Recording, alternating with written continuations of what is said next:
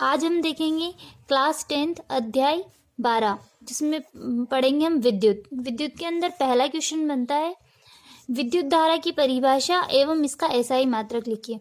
अब हम ये इतना छोटा क्वेश्चन क्यों देखेंगे, क्योंकि इसके अंदर क्या 5 नंबर के क्वेश्चन आते हैं, जिसके अंदर 3 नंबर के तो ऑब्जेक्टिव आते हैं और 2 नंबर का एक क्वेश्चन आता है। तो 2 नंबर के क्वेश्चन में वो इतना ही पूछेगा कि विद्युत धारा की परिभाषा दीजिए एवं इसका एसआई मात्रक दीजिए। ठीक है। अब विद्युत धारा होता क्या है? आवेश प्रवाह की दर को विद्युत धारा कहते हैं। अब आवेश प्रवाह, अब आवेश का मतलब होता है क्यू। ठीक है। तो कोई तार है, अगर उसके अंदर अपन ने एक टाइम लिया है ना, टी टाइम के लिए अगर क्यू आवेश जाते हैं, ठीक है, तो उसकी विद्युत धारा होती है आई। समझ आया? विद्युत धारा क्या होती है? धारा मतलब करंट। सबसे पहले अपने जनरल लैंग्वेज में देखें तो करंट। तो करंट क्या होता है?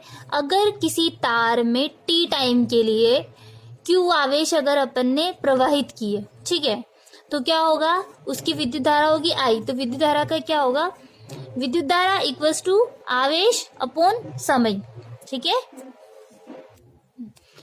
तो हमने देखा विद्युत धारा इक्वल्स टू आवेश अपॉन समय। ठीक है। तो विद्युत धारा हो गई आई, आवेश हो गया क्यू और समय हो गया टी। तो इसको हम इसका जो एसआई मात्रक अपने को चाहिए, उसके लिए अपन आवेश का मात्रक क्या होता है? कुलाम, और समय का क्या होता है? सेकंड।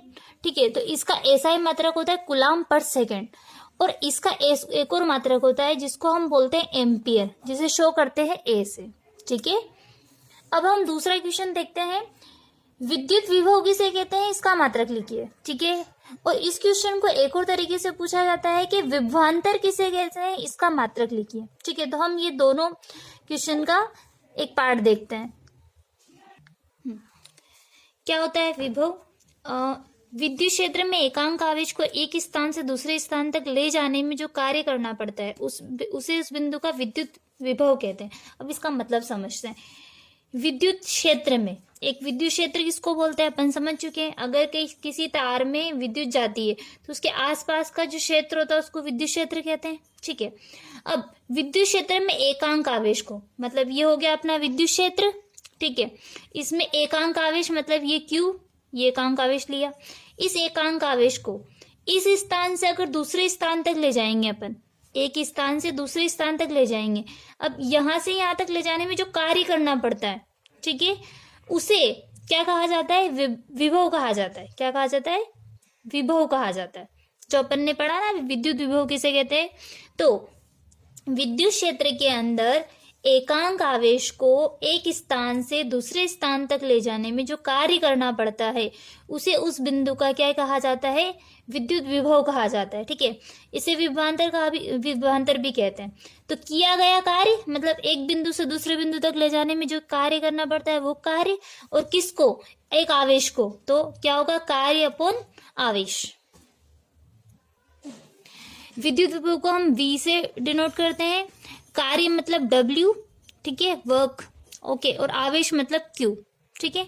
तो इसका फॉर्मूला क्या होगा? V equals to W upon Q। अब इसका हम निकालेंगे एसआई मात्रक। तो विभव का मात्रक क्या होता है? वोल्ट, कार्य का होता है जूल, और आवेश का होता है कुलाम। तो इसका क्या होगा? मात्रक क्या होगा? जूल पर कुलाम। और एक और मात्रक क्या होगा इसका? वोल्ट। ठीक है।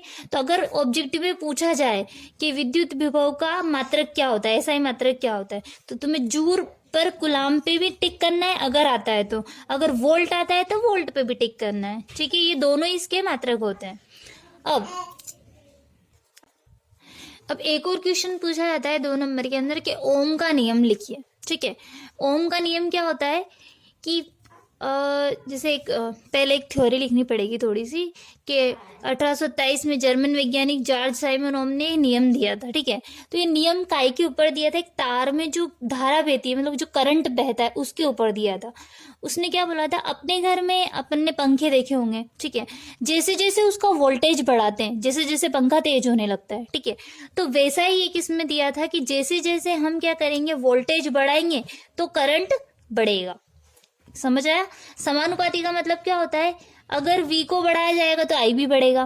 तो हम क्या बोलते हैं कि एक चालक तार है, मतलब एक तार है, ये तार लिया अपन ने, ठीक है, इसके अंदर धारा बह रही है I। अब इसमें एक वोल्टेज है, मतलब अपन ने प्लग लगा दिया तो वोल्टेज भी है। अब वोल्टेज को हम बढ़ा रहे, वी को बढ़ा रहे, तो जैसे जैसे हम वी को बढ़ाएंगे मतलब वोल्टेज को बढ़ाएंगे, ठीक है, जैसे वो रेगुलेटर से अपन पंखे को आगे बढ़ाते वैसे ही, तो वी को बढ़ाएंगे तो आई भी क्या होगा, बढ़ेगी, मतलब पंखा भी क्या होगा, तेज तेज होगा, ठीक है। तो वी वोल्टेज को बढ़ाने पे क्या होगा, करंट भी ज्यादा होगा, तो वी समानुपाती आई, ठीक है। अब अगर हम क्या करते हैं, इस समानुपाती नियतांक को हटाते हैं तो एक कांस्टेंट लगाते हैं, मतलब एक नियतांक लगाते हैं। तो हमने नियतांक क्या लगाया, आर, समझ आया, क्या हो जाएगा, V equals to I R. अब R जो है एक नियतांक है, इसे क्या कहते हैं, प्रतिरोध कहते हैं। अब प्रतिरोध का मतलब क्या होता है ये समझते हैं हम। R को प्रतिरोध कहते हैं, ठीक है। अब प्रतिरोध होता क्या है, ठीक है, हमने समझा है कि अगर वोल्टेज देते तो धारा बढ़ती है, ठीक है, तब धारा के मार्ग में जो रुकावट पैदा करता है, ठीक है, जो रुकावट पैदा करेगा उसको क्या बोलेंगे, प्रतिरोध। अब कैसे समझते हैं इसको, जैसे कि अपन देख सकते हैं धारा ये है, तो I इक्वल्स टू क्या होगा, यहाँ पे V बाई आर, ठीक है, मतलब ये आर नीचे जाएगा, तो ये वैल्यू अगर बढ़ेगी तो वोल्टेज भी अपना कम होगा। तो इसका मतलब क्या हुआ कि ये रुकावट पैदा कर रहा है, आर नीचे है, मतलब नीचे रहने का मतलब क्या, तो व्युत्क्रम अगर कोई चीज होती है तो वो रुकावट पैदा करती है।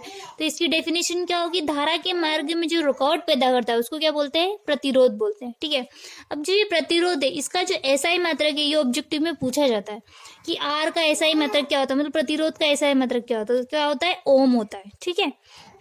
और एक ओम इक्वल्स टू क्या बोल सकते हैं, वोल्ट पर एम्पियर भी बोल सकते हैं, क्योंकि अगर हम आर को यहीं रहने दें तो वी बाई क्या बन जाएगा, आई, तो वी का क्या होता है, विभव का वोल्ट, और आई का क्या होता है, एम्पियर, और आर का क्या होता है, ओम। क्लियर। अब हम एक और टॉपिक पढ़ते हैं कि विशिष्ट प्रतिरोध क्या होता है, ठीक है, इसको विद्युत प्रतिरोधकता भी कहते हैं। अब विशिष्ट प्रतिरोध क्या होता है, प्रतिरोध हम देख चुके हैं, ठीक है। अब विशिष्ट प्रतिरोध के बारे में देखते हैं।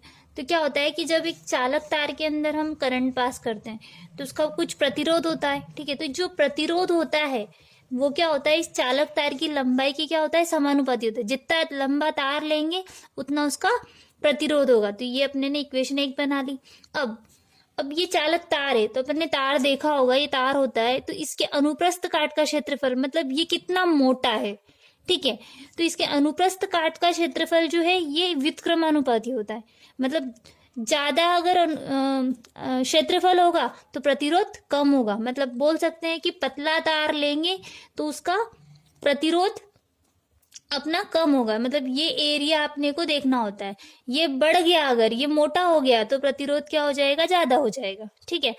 तो ये अनुप्रस्थ काट का क्षेत्रफल क्या होता है, इसके व्युत्क्रमानुपाती होता है, ठीक है। तो दो इक्वेशन बन गई, एक तो क्या होगा उसकी लंबाई के समानुपाती हो गया, एक उसके अनुप्रस्थ काट के क्षेत्रफल के व्युत्क्रमानुपाती हो गया। अब दोनों इक्वेशन को जब हम मिलाते हैं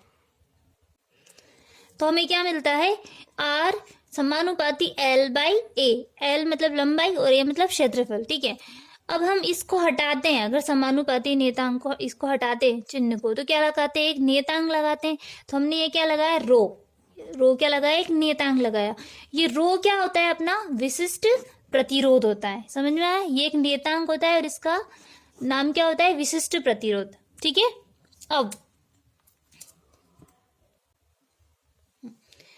विशिष्ट प्रतिरोध का जो एसआई यूनिट होता है वो होता है ओम मीटर। ये भी पूछा जाता है ऑब्जेक्टिव के अंदर कि विशिष्ट प्रतिरोध की एसआई मात्रक क्या होता है, तो क्या होता है, ओम मीटर। अब ये ओम मीटर निकला कैसे, अपन वो देखते हैं। अपन ने क्या किया, इस रो को यहीं रहने दिया, ठीक है। तो अब क्या करेंगे, इस ए को ऊपर ले जाएंगे तो क्या बन जाएगा, आर ए अपॉन एल, ठीक है। अब ओम मीटर का मतलब देखते हैं। तो अपन जानते हैं कि आर तो ये सिंपल रह जाएगा, एरिया मतलब क्या होता है, मतलब क्षेत्रफल में लंबाई गुणित चौड़ाई होती है, तो एल इंटू एल हो जाएगा और एल नीचे आ जाएगा, एल से एल कटेगा तो क्या आएगा, आर इंटू एल। आर का क्या होता है, ओम, और एल का क्या होता है, मीटर। तो ओम मीटर इस रो का क्या होता है, एसआई यूनिट होता है। क्लियर। अब विद्युत के अंदर एक टॉपिक और बचता है अपना, विद्युत शक्ति। अब विद्युत शक्ति क्या होता है, पावर, जिसको क्या बोला जाता है, पावर, ठीक है। पावर क्या होती है कि हम जो काम करते हैं वो कितने टाइम में कितना करते हैं, अपने घर पे भी अपन डिस्कस कर सकते हैं कि 1 घंटे में इसने इतना काम किया, 2 घंटे में इसने इतना काम किया। तो मतलब कोई कितने टाइम में कितना काम करता है वो उसकी क्या होती है, पावर होती है, मतलब एनर्जी होती है उसकी। ठीक है, तो विद्युत शक्ति भी क्या होती है, कार्य करने की दर को क्या कहते हैं, शक्ति कहते हैं। ठीक है, इसे हम पी से प्रदर्शित करते हैं, क्योंकि पावर क्या पी से पी से प्रदर्शित होते हैं।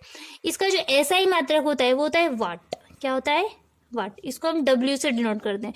ये भी ऑब्जेक्टिव में पूछा जाएगा, क्या कि पावर का मतलब विद्युत शक्ति का एसआई मात्रक क्या होता है, तो क्या होता है, वाट होता है। ठीक है, अब हम इसको फॉर्मूला से देखते हैं। P इक्वल्स टू क्या होता है, कार्य। अब कार्य को हम ऊर्जा भी कहते हैं, अपॉन टाइम मतलब समय। तो कार्य करने की दर, उसको क्या बोलेंगे अपन, विद्युत शक्ति। ठीक है,